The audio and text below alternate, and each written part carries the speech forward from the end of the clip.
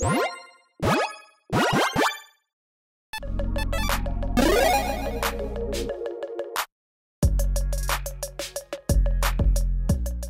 everyone, Mitch coming in for the Chimera Score Studio. Welcome to the show. So, mini spoiler season, or quick, first take, or whatever in the world Wizards is calling it these days is, here apparently. And so is a brand new partner combination with Sam Loyal Attendant, and we'll get to Frodo Adventurous Hobbit here in a second.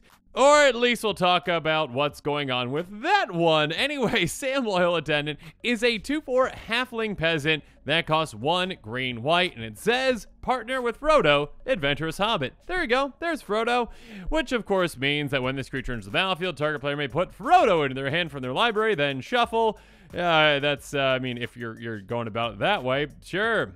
Do it, but if not, you're just gonna be partnering with it anyways, so probably just having the command zone as well. Anyway, so at the beginning of combat on your turn, create a food token, which of course is an artifact. You can pay 2 tap and sacrifice it to gain 3 life. Sam is making food, of course. You got potatoes, boil them, mash them, stick them in a stew.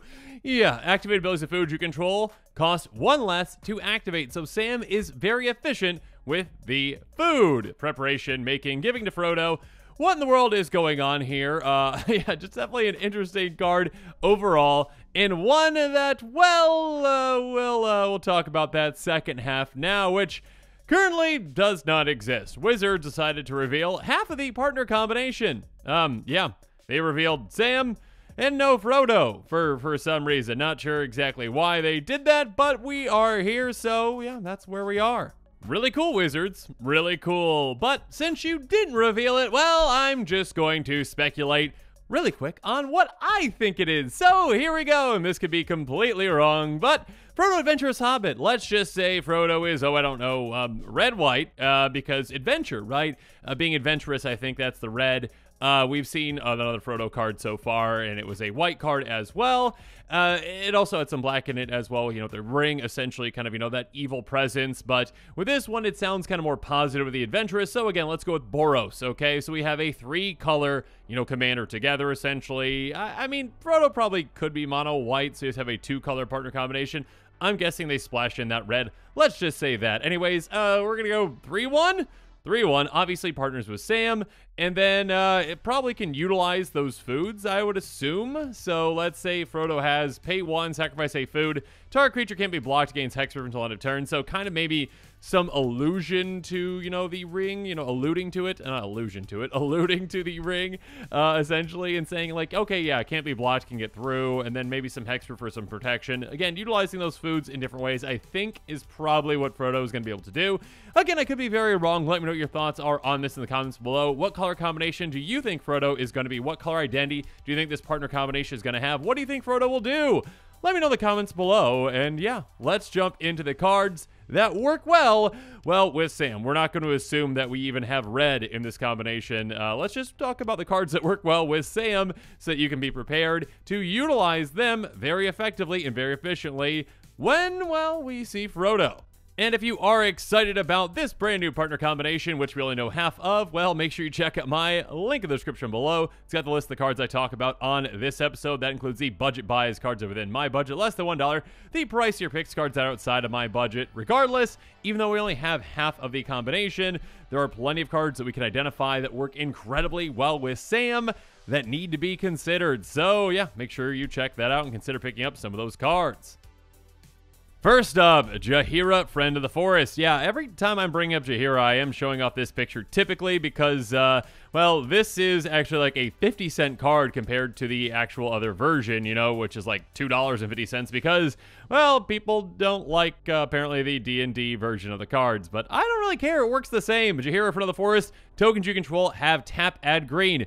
Yeah, all those food tokens you're going to be making now are basically mana rocks, which is fantastic. Again, Sam essentially just a mana rock generator with this in play. Next up, Trelisar, Moon Dancer. Hey, if you happen to sacrifice those food tokens, again, you are going to be gaining 3 life. When you do, you can get extra benefits from that. because Trellisara says whenever you gain life, you get a counter on Trellisara, and you scry 1. So some great card selection there, on top of potentially be able to make this into a very threatening force. Or, you can get even more card advantage out of Well of Lost Dreams. Whenever you gain life, you can pay X, where X is less than or equal to the amount of life you gain. If you do draw X cards, again, Sam lets you sacrifice those foods for just 1 mana. So sacrifice the food, gain 3 life, pay 3 mana, draw 3 cards, 4 mana in total to draw 3. In a repeatable effect at that is fantastic. So yeah, Well of Lost Dreams can be incredible with this brand new partner. Moving on, you want to gain even more life? Sure, why not? Fangrent Marauder, a great card in combination with this commander. Hey, whenever an artifact is put into a grave from the battlefield, that includes anyone's artifacts, including our own, you may gain 5 life. So yeah, sacrifice your food for a single mana and gain 3, and then 5, 8 mana, or no, sorry, not 8 mana, 8 life. 8 mana would be a lot. 8 life in total for a single mana. Yeah, you can pad your life total in absolutely no time. And again, having an extra iteration of life gain can be fantastic again in combination with, cards we talked about like Trellisara, Well of Lost Dreams, and yes, Trudge Garden as well. Which says whenever you gain life, you can pay 2. If you do, get a 4/4 green fungus beast creature token with trample. So you can make an army in absolutely no time with a commander like this, especially when you've got Fangrent Marauder out as well. And you can also make that army incredibly massive with Nyktos Paragon. Whenever you gain life, you may put that many +1 counters on each creature, just only once each turn. So you can choose, okay, hey, yeah, if I just have the foods, cool. I'll sacrifice 1 for a single mana, gain some life, get 3 counters on all creatures I control. Or again, if I've got Fangrent Marauder in play, well, I just gained 5 life with that, so let's choose the bigger number, 5 counters on all my creatures. So yeah, there are plenty of ways to, build an army, based off of these, as well as also make that army really, really threatening as well. But of course, you can also utilize foods in a different way as well, like Trail of Crumbs. When it enters the battlefield, you get a food token. Nice! And whenever you sacrifice a food, you may pay 1. If you do look at the top 2 cards of your library, you can reveal a permanent card from among them, put in your hand, the rest on the bottom of your library in a random order. In any order. Sorry, I don't know why I said random. Anyways, just assuming it's early. Anyway, sacrificing that food gives you not only life now, but also potential card advantage. Paying a single mana, again, which you are already getting that cost savings thanks to Sam, so you're paying the 2 mana anyways. Pay the 2 mana, get a card off the top of your library potentially right into your hand. You've got plenty of great permanents, many of which I've already brought up. And another one that I'm going to bring up right now is going to be Martyr's Bond, an incredibly, brutally awesome card with this commander. It's an enchantment that says whenever it or other non-land permanent you control is put in a grave from the battlefield, each opponent sacrifices a permanent that shares a card type with it. Gross, mean, awesome. Hey, all those food tokens that you actually want to sacrifice? Well, your opponents are going to have to sacrifice artifacts as well because you are, putting them in your graveyard. Yes, tokens technically hit the graveyard and just disappear. Anyways, so yeah, your opponents have to sacrifice, like real artifacts, like, mana rocks or, any other, valuable artifact. Much more valuable than your food tokens. But when it comes to taking out artifacts as well, you can do so in a very flashy, game-ending way at instant speed with Rampage of the Clans. An instant for just 4 mana, destroy all artifacts and enchantments. For each permanent destroyed this way, its controller creates a 3/3 green centaur creature token. So, right before your turn, again, you might have built up quite the amount of food tokens, and all of a sudden you're like, yeah, you know what, let's just get rid of everything. And I'm going to make a massive army of 3/3s, and you're going to be in big trouble. So yeah, this is a great out-of-nowhere finisher. But now when it comes to the pricier picks, I have got to mention Academy Manufacturer because this card, well, spiked in price not too long ago, and it's a very good card in combination with, well, you'll see. If you'd create a clue, food, or treasure token, those things, instead create 1 of each. So yeah, we are going to be making a lot of food with our commander, and of course we've got other ways to make food as well, which we'll talk about here in a bit.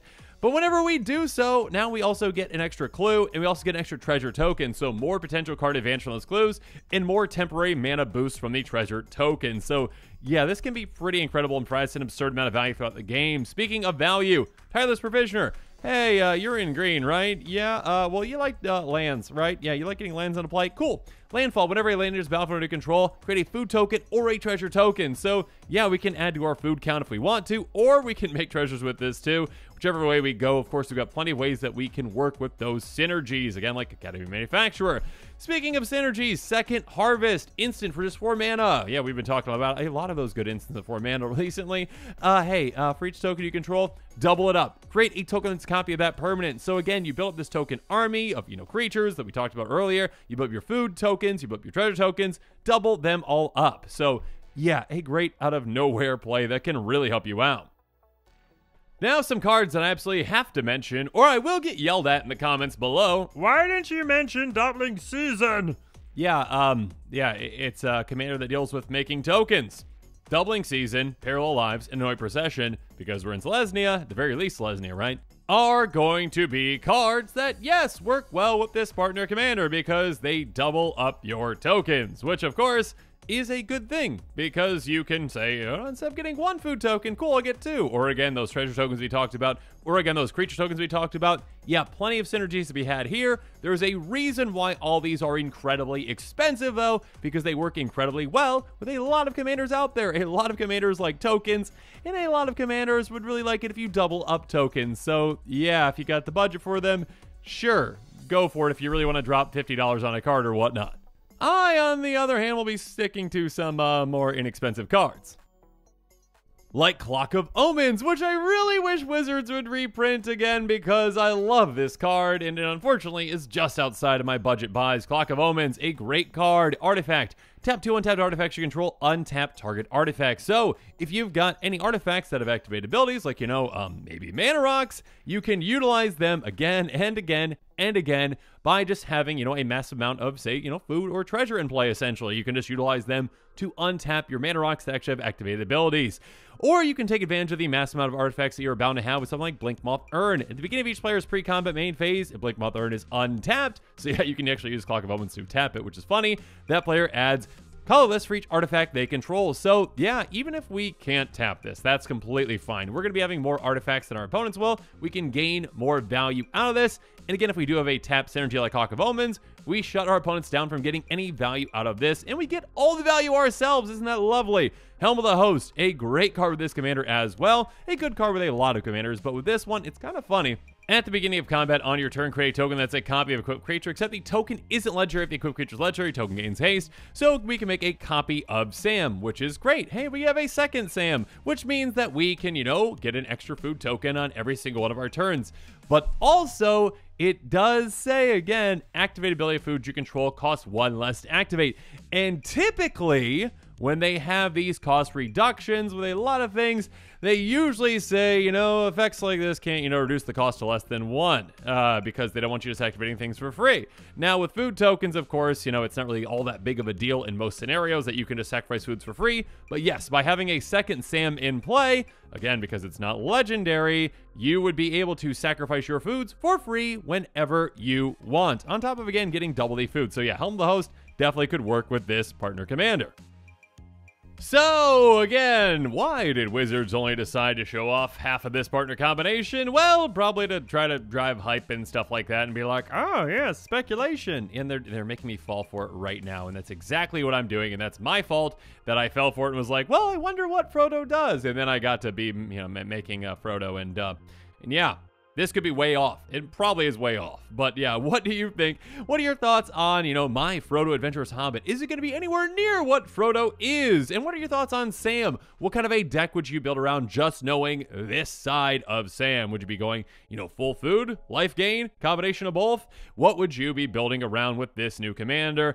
Are you interested in Sam? Are you interested in, this partner combination potential? Would you like Frodo to be different colors?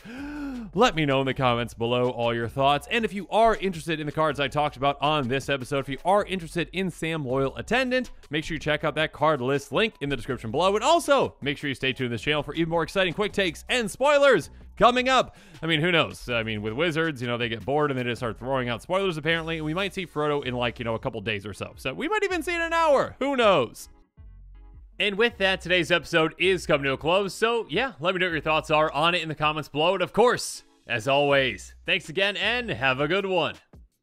This show and episodes like this one are possible thanks to viewers like you. If you're looking for an easy way to help support this show, make sure that you like, share, and subscribe. Also, hit that bell notification icon so you don't miss any new episodes. You can also go check out our playmats and other merchandise at thecommandersquarters.com. We also have a ton of brand new t-shirt designs in stock, so make sure you check out those as well. Another easy way to support this show is with our TCG Player affiliate links. So whether you're buying a deck or individual cards, you can use this general link right here or one in the description. And the final way that you can support this show is by supporting us directly by becoming a patron. There are many benefits to being a patron, and I truly couldn't do this without all of their support.